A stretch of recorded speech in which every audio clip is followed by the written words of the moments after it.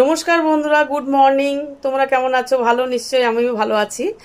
আজকে নতুন একটা ভিডিও নিয়ে এসেছি। কি বলুন তো, মানে আমরা যে কলাটা খাই, কলার খোসাটা আছে না, কলার খোসাটা আপনি ছোট ছোট টুকরো করে কেটে, আর আমাদের তো সবার বাড়িতে চা হয়, সেই চা পাতাটা যেটা ওই বেঁচে যাওয়া চা পাতাটা, মানে যেটা আমরা ফেলে দিই, সেই চা পাতাটা বন্ধুরা না ফেলে ওই কলার খোসাটা ছোট ছোট করে একসাথে চা পাতাটা একসাথে মিশিয়ে গাছের, আপনি আমাদের বাড়িতে তো যে কোনো বাগানে ছোটোখাটো গাছ তো আছেই, বা টবে যে কোনো যেই গাছই হোক, সেই গাছে প্রথমে গোড়াটা একটু হালকা করে আপনি মাটিটা হালকা করার পর একটু ওই কলার খোসাটা ছোট ছোট করে কাটা, বা ওই চা পাতার যে চা পাতা গুঁড়াটা যেটা বেঁচে যাওয়াটা, ওইটা একসাথে মিশিয়ে মাটির গোড়ার নিচটাতে আপনি একটু ঢাকা করে দিয়ে দেন। দেখুন আপনাদের কোনো সারও দিতে হবে না এটার জন্য। Thank you.